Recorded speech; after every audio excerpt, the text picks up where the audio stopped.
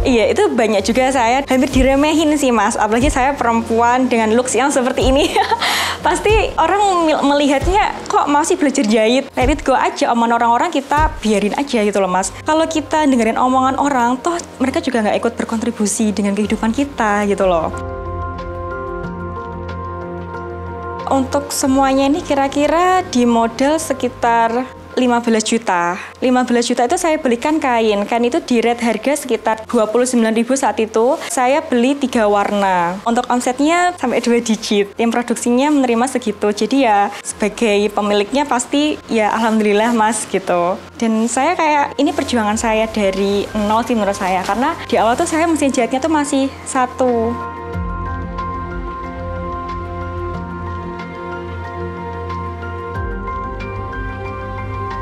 Nah gini Mas, waktu saya jadi SPG di Demgrarem itu kan, apalagi pabrik rokok ya, pasti image-nya itu buruk lah. Ini nggak apa-apa sih ditayangkan. Jadi buat teman-teman di luar juga jangan rendah diri. Jangan kayak merasa, aku buruk banget nih SPG gitu kan. Menurut saya, SPG itu bukan hal yang buruk kok.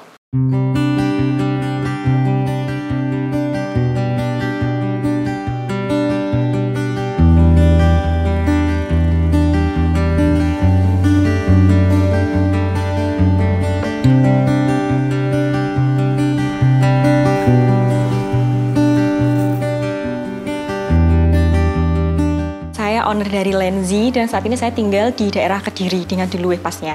Nah untuk Lenzi sendiri bergerak di bidang fashion, jadi kita menjual baju ready wear untuk perempuan dan laki-laki. Tapi untuk yang laki-lakinya itu masih baru Mas, sebelumnya itu khusus untuk wanita aja dan lebih ke muslim sih sekarang ini. Kalau untuk spesifiknya, untuk produk yang keluar, itu lebih ke bahan-bahan satin, seperti rok yang saya pakai sekarang ini dari Lenzi, ini keluaran yang terbaru. Terus ada dress, dan dressnya itu kita, gini Mas, kalau dari pasar. Nah, kita kan belum tahu nih, pasar kita tuh bergerak di tingkatannya apa, yang menengah ke atas atau menengah, kayak gitu. Apalagi Lenzi ini masih baru ya, hitungannya. Jadi kita membuat 2 grade premium dan grade yang gold. Nah, untuk yang grade premium itu, kita patok harga sekitar 230 ke atas, dan untuk yang grade gold itu kita patok di harga 200.000 ke bawah, dan itu lebih ke dress seperti itu. Dan untuk di Lenzi sendiri kita spesialnya kita bisa request size. Jadi kebanyakan kalau jualan baju itu kan pasti size S, M, L, dan XL kan.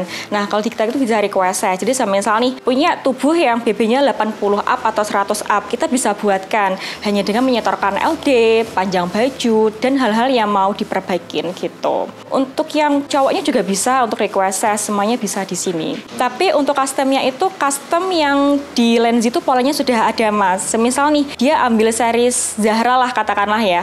Zahra, nah di Zahra kan dia untuk lengannya lengan biasa. Terus dia mau lengan seperti tipe yang lain di tipe A merah, itu bisa banget. Jadi kita menyesuaikan. Kalaupun semisal untuk bagian lengan dia mau tambahan karat itu juga bisa. Kita customnya kayak gitu. Ya lebih ribet dikit, tapi kita mempertahankan lah hitungannya. Kenapa mau ribet? Itu pertanyaan yang bagus sih Mas. Dari awal pun saya juga dikasih tahu sama teman saya sih, kenapa sih kok nggak maklon aja gitu kan? Kenapa kok repot-repot kita buat baju dulu, kita harus cari model dulu, apalagi di Lenzi ini kan kita model fresh dari kita sendiri kan Mas. Meskipun ini rok duyung, tapi kita cuttingannya pasti beda dengan produk yang lain, dengan brand yang lain seperti itu. Nah, saya tuh mau mempunyai ciri khas tersendiri. Oh, jadi Lenzi itu dikenal dengan namanya Lenzi itu karena apa gitu loh? Karena entah kualitasnya, entah karena cuttingannya. Dan di kita sendiri ini biasanya kan untuk proses pemotongan menggunakan mesin kan kebanyakan, tapi di mesin itu ada minusnya, yaitu ada selisih 1 atau 2 cm. Nah di Lenzi ini kita pemotongannya satu persatu menggunakan gunting, jadi kita masih manual banget. Nah biar stok kita banyak dalam satu hari, minimal ya 5-10 lah dalam satu hari, itu kita ya lebih membantu warga sekitar juga yang dari jauh juga ada ibu-ibu. Jadi kita minta tolong ke ibu-ibu untuk membantu produksinya. Nah itu diurus dengan partner saya, Rizky Leli. Nah dia yang membantu proses produksinya. Jadi bagaimana kita bisa membuat pieces yang banyak dalam satu hari, tapi menggunakan potong tangan kayak gitu. Kalau mesin kan dia bisa banyak sekaligus 20 pieces, 50 pieces dalam waktu satu hari. Nah tapi kalau yang potong tangan itu kan beda ya Mas, karena prosesnya lebih lama. Jadi kita juga mau membantu nih ibu-ibu yang di rumah. Jadi ambil bahan kita, nanti antar lagi ke kita. Ibarat kata rata-rata dia ngasuh anak sambil cari cuan gitu Mas. Untuk saat ini masih 5 orang. Kita nggak apa-apa dibawa pulang, asalkan nanti kita ada deadline nih. Ibu nanti jam segini, tanggal segini harus sudah selesai gitu, mereka menyanggupinya. Nah, masalah kualitas, kita untuk proses checkingnya itu 2 kali. Jadi dari ibu-ibu ke teman saya Rizky Lali itu bagian produksi, itu dicek kan. Nah, kemudian nanti di tempat saya. Jadi ini kan saya masih pemula banget. Namanya juga pemula, jadi owner tuh nyambi sebagai admin, nyambi cek-cek juga gitu loh. Tapi saya juga ada bantuan di rumah adik saya. Jadi udah dicek sekali yang di tim produksi, dikirim ke saya, ke studio saya Wonorejo itu nanti saya cek kembali. Pasti aman, sesuai ekspektasi lah. Dan saya tuh orangnya ini Mas, agak ribet kalau masalah kualitas. Jadi misal ada kayak yang kurang dengan kualitas saya, dengan standar saya itu saya balikin gitu. Even itu hal kecil yang nggak terlihat. Kalau nggak gitu saya lebih baik jual defect kayak gitu. Sehari kita bisa mampu produksi sekitar 10-15 maksimal itu Mas Ian Mas. Ya sedikit Mas untuk saat ini, tapi prosesnya setiap hari.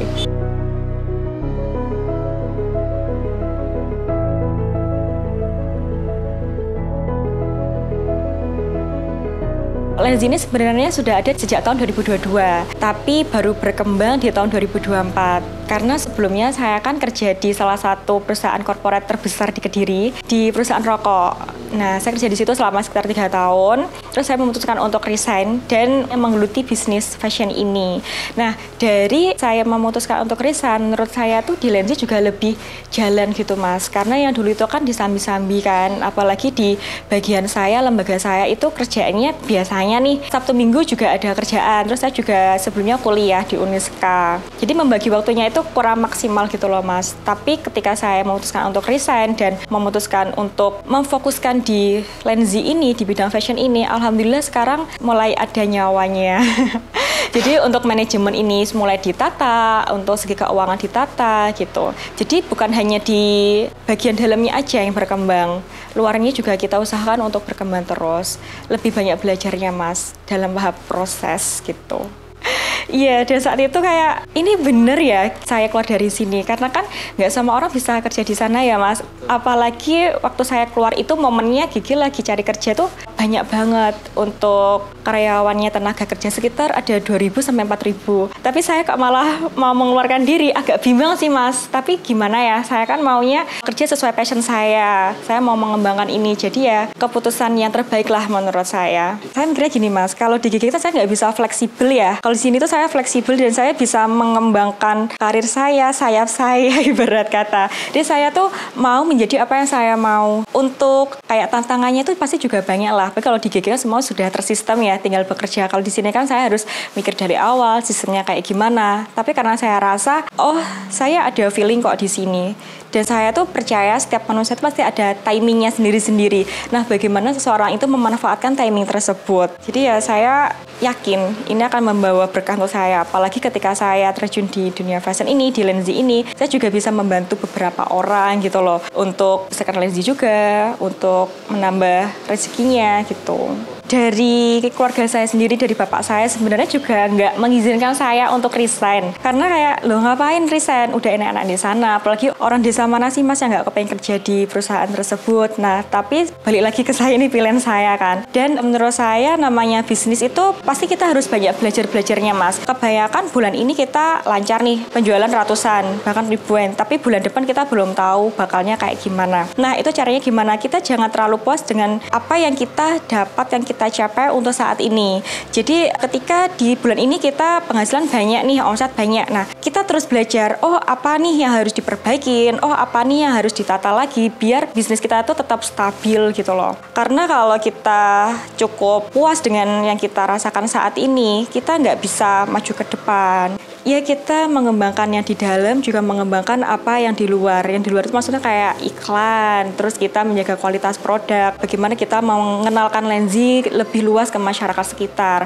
Karena saya yakin kalau kita punya sisi yang orang-orang notice ke kita, yang tadi saya bilang, saya jahitnya masih ini sendiri, terus untuk pemotongannya juga sendiri, jadi kayak kualitasnya bakal dicari lagi gitu loh Mas. Dan nggak cukup dari situ juga sih, mungkin masih banyak hal-hal yang harus kita perbaikin gitu. Kalau orang tua itu biasanya lihat dulu hasilnya baru percaya. Awal-awal tuh mereka nggak percaya sama saya, kayak apa sih jualan, apalagi dari keluarga saya itu nggak ada basic jualan sama sekali Mas. Ini saya tuh kayak nekat gitu loh. Saya juga heran sih, ini nggak ada basic jualan, orang tua nggak jualan. Bapak saya sopir Mas, sopir tronton di Semen Merah Putih.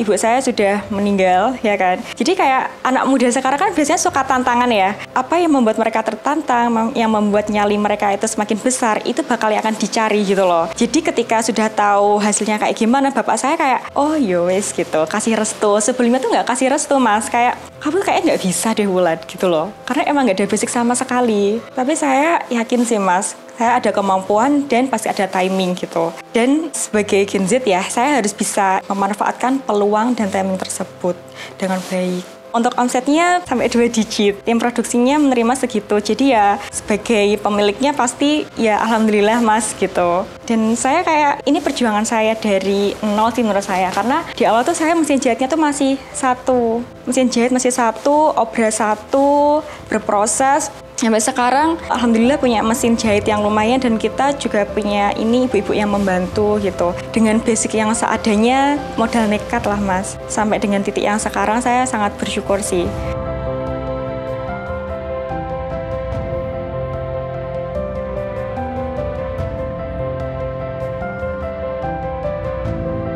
Jadi gini Mas, untuk modal ini saya nabung dari awal saya kerja dulu. Sebelumnya itu saya kerja di promotor, setelah promotor saya SPG. Kalau SPG kan juga di gudang garam kan sebelumnya. Jadi dari SPG saya naik jabatan ke bagian kantor pegawai gitu loh Mas ceritanya. Nah dari situ kan lumayan banyak juga kan untuk gajinya. Saya sisihkan selama 3 tahun itu, bisalah kebeli kain, bisalah kebeli nyicil untuk mesin-mesinnya kayak gitu Mas. Jadi ya supaya itu bertahap.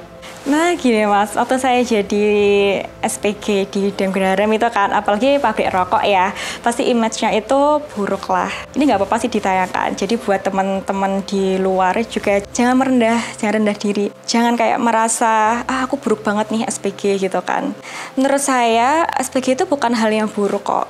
Karena kita tahu tujuan kita tuh apa. Kalau kita emang cari rezeki, ya kita cari rezeki aja. Kita ke jalan apa yang kita rasa itu benar gitu loh. Kita kan jualan rokok, ya jualan aja. Entah itu di pasar, entah itu di event-event, nggak apa-apa. Karena niatnya emang cari rezeki, uang buat kita makan, buat keluarga kita. Kalaupun ada tawaran-tawaran di luar, itu harus punya iman yang kuat sih Mas. Karena apalagi perempuan, cantik gitu kan, pasti godaannya tuh lebih banyak gitu loh.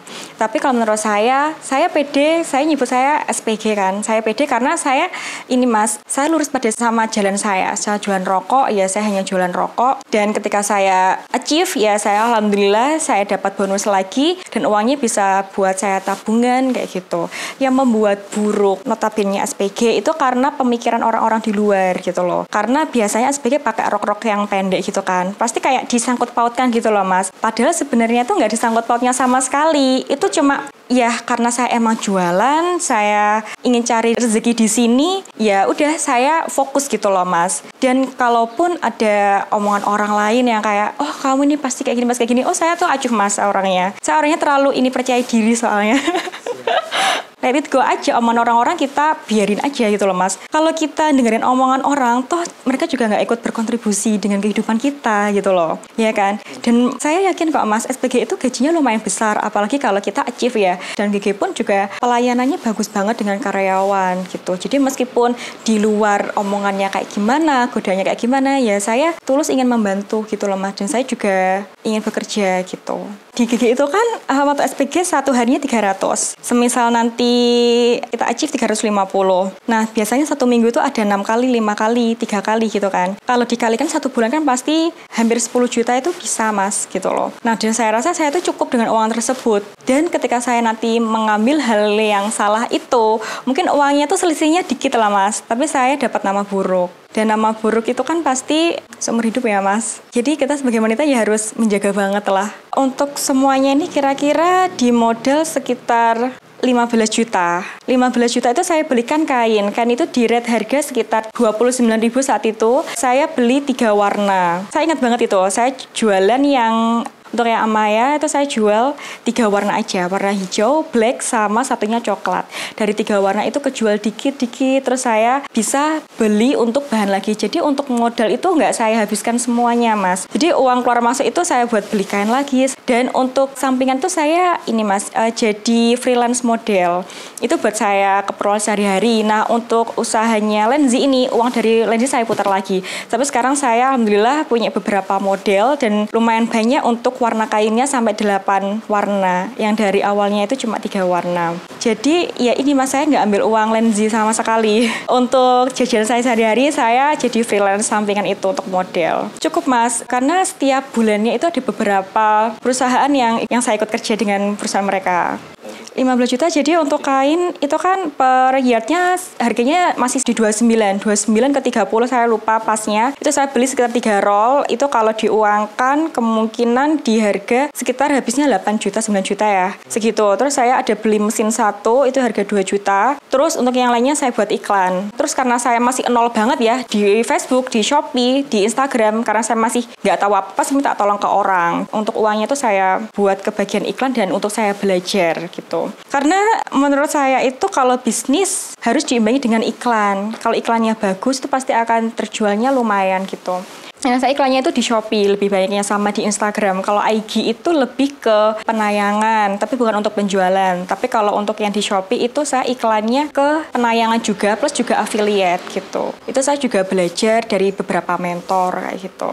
Harus diimbangin sih, Mas, karena yang di GG dulu itu kan yang saya bilang manajemennya belum tertata dan konsepnya juga belum tertata. Karena waktu di GG itu saya masih nol, Mas, nggak tahu gimana sih ini bisnis bisa jalan. Jadi kayak saya itu mukul aja, capek, tapi belum ada hasil. Nah, ketika saya memutuskan untuk resign, saya kan banyak belajar nih, karena mungkin kepepet kali ya, kalau ini nggak berkembang, saya nggak bisa dapat uang nih, gitu kan. Nah, dari situ saya belajar, oh biar Shopee berkembang tuh kayak gini, harus iklan. Kalau IG biar bisa dilihat banyak tuh, oh harusnya dari sini, dari iklan, kayak gitu, Mas.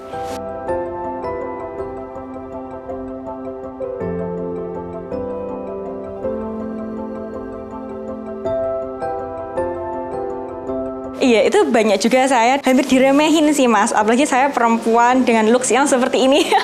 Pasti orang melihatnya, kok masih belajar jahit? Karena saya tuh juga belajar jahit loh, Mas. Nah, waktu saya ngomong ke orang-orang nih, saya tuh belajar jahit loh. Ngapain sih belajar jahit? Nah, kayak rasanya itu, kenapa sih kok nggak ambil yang simple-simple aja gitu loh. Tapi karena saya rasa balik lagi, saya punya fashion kok bakal di sini. Ini bakal jadi timing saya kok. Saya ada tujuan di sini. Dan saya tuh orangnya nggak yang terlalu pilih-pilih atau pikir panjang gitu loh, Mas. Kalau saya rasa ini bagus untuk saya ambil. Meskipun itu jahit gitu loh, Mas. Jadi karena saya rasa ini tuh bagus loh, ada peluang di sini. Tapi ketika saya buktikan juga ada kok peluang. Jadi buat teman-teman ya di sana, kan banyak tuh yang kayak mengeluh kesah lah di kerjaan.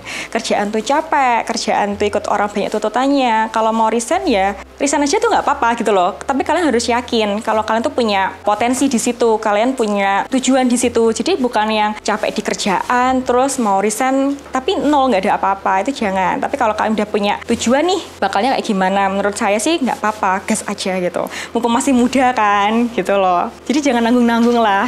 Untuk tujuan di Lenzi ini terutama sih ingin membawa diri saya lebih maju yang pertama. Setelah maju itu nanti saya ingin membagikan orang tua saya lah, Mas. Itu yang terpenting, karena kalau bukan dari restu orang tua, terutama bapak saya nggak mungkin bisa di titik ini. Jadi saya ingin membahagiakan, ingin menyenangkan apa yang dulunya bapak saya belum pernah tergapai, belum kesempatan nih, insya Allah akan saya wujudkan gitu, Mas. Dan saya juga ingin sekali membantu banyak orang untuk bisa menghasilkan uang di rumah seperti ibu-ibu tadi, karena kebanyakan saya rasa pasti orang-orang yang fashion itu jahitnya juga di lokasi. Kalau saya punya mesin jahit pasti orangnya datang ke sini gitu kan. Nah, tapi saya itu membawa peluang baru untuk ibu-ibu di luar, jadi mereka itu bisa ngasuh anak sambil menghasilkan uang gitu, Mas.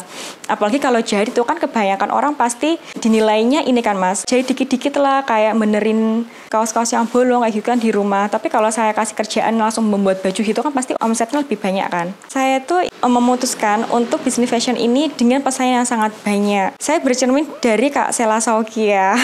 Saya suka banget sama Kak Sela Saukia, dan saya lihat juga Kak Sela itu merintis fashionnya dari tahun 2016 dan sampai sekarang yang kita lihat Kak Sela sangat sukses ya, dan dia itu juga dari kecil. Dari situ saya juga melihat orang bisa balik beli ke kita itu pasti ada sesuatu hal yang mereka suka, dan apakah itu? Nah, saya membuat baju yang saya buat ini menjadi suatu yang istimewa dari cuttingan, dari segi kualitas. Jadi saya berani bersaing dengan masyarakat di luar, dengan bisnis yang di luar, karena saya punya kualitas yang sangat bagus gitu Mas. Dan saya harus menstabilkan itulah Mas. Namanya kualitas itu nggak bisa dibohongin loh Mas, ya kan? Produk A dengan produk B. Apalagi kita ini belum brand besar, tapi kita kasih harga yang menurut saya tuh di bawah brand-brand besar tersebut. Tapi dengan kualitas kita berani sih Mas diadukan dengan brand yang sudah besar itu.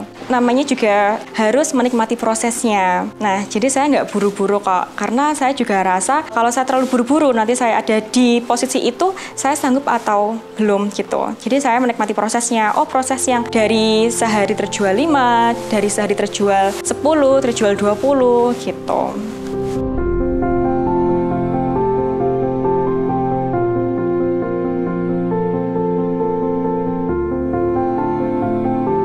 Titik paling berat ya. Jadi waktu awal-awal Lenzi dulu itu launching nih, nah saya kan punya mbah. Waktu mbah saya itu lagi gencar-gencarnya support saya dalam doa, dalam apapun, namanya mbah kan pasti sama cucu itu kayak baik banget, sayang banget gitu kan Mas. Tapi saya ada musibah Mas. Di saat itu waktu Lenzi lagi mulai jalan, lagi mulai dikenal orang, mbah saya itu hilang. Nah, dan sampai sekarang tuh masih belum ketemu. Jadi situ saya rasanya kayak, ya ampun kok berat banget gitu loh. Yang bisnis baru mulai jalan, saya masih butuh support. Apalagi mbak saya kan orang yang sangat baik lah gitu loh Mas. Jadi semuanya kayak berantakan. Dan baru banget saya mulai bangkit lagi tuh tahun 2023. Ya namanya musibah ya Mas. Itu musibah terberat sih Mas. Hilang. Jadi kayak mbak saya itu pergi, pamitnya itu ke rumah saudara, tapi nggak balik sampai sekarang. Dan semua sudah dikerahkan Mas, dari polisi, dari semuanya. Tapi ya ini masih belum ada tanda-tandanya. Itu fase terberat saya sih Mas. Di saat saya punya tanggungan, saya harus tetap menjalankan bisnis ini. Karena kan saya juga kerja dengan orang ya Mas, di gudang garam dulu. Saya harus fokus ke gudang garam, saya harus fokus ke bisnis saya. Tapi orang yang saya sayangin tiba-tiba nggak ada gitu. Dan sampai sekarang tuh belum ada titik terangnya gitu loh Mas, di mananya. Itu titik paling berat di kehidupan saya sih Mas. Lenzi sampai seberantakan, nggak tertata Mas. Kita pernah break sebentar dalam waktu beberapa bulan. Karena saya kayak nggak sanggup gitu loh Mas. Belum yang di GG itu harus fokus, terus yang di Lenzi ini juga harus fokus. Sampai kita pernah break gitu loh. Karena itu mental saya hancur banget. Namanya setiap hari dikasih support, setiap hari didoakan. Mas saya itu ibadahnya sergap banget Mas. Jadi setiap malam itu pasti sholat tahajud gitu kan, doain saya, terus kayak juga diajakin sholat. Terus ketika saya sudah mulai bangkit, yang dulu itu saya mulai merambah fashion, kok tiba-tiba nggak ada gitu loh Mas. Itu berat banget sih Mas. Terus Lenzi mulai bangkit lagi itu tahun 2023, waktu teman-teman saya itu bilang, kok nggak jualan lagi, baju-baju kamu bagus loh, cuttingannya bagus loh, aku nanti mau pesen, kainnya masih ada kan, nanti buatin buat aku. Nah dari situ saya mulai kayak ngobrol ke partner saya, terus saya, Mbak ini gimana? Atau kita mau buat lagi kah? Nah dari situlah Mas, kita mulai up lagi di tahun 2023 akhir. Pesan untuk teman-teman di luar ya, untuk karyawan terutama, namanya dalam kehidupan kita pasti punya cita-cita kan apa yang kita mau. Kita nggak melulu nih ikut orang terus. Ketika kita sudah ada yang kita bayangkan dan cita-cita itu pasti besar lah Mas, impian itu pasti besar. Itu harus diwujudkan, wujudkanlah nggak apa-apa, jangan takut, jangan goyah. Karena ketika kita ada usaha, itu pasti ada hasil. Kalau hasilnya belum ada, berarti usahanya kita kurang maksimal. Jadi ya kita harus mengusahakan semaksimal mungkin untuk impian kita agar terwujud gitu. Apalagi kita Gen Z kan, Gen Z itu masih membara-membaranya gitu loh Mas untuk semangat ya, gitu. Saya Wulandari Fauzia dari Lenzi Fashion Kediri. Terima kasih atas waktunya. Assalamualaikum warahmatullahi wabarakatuh.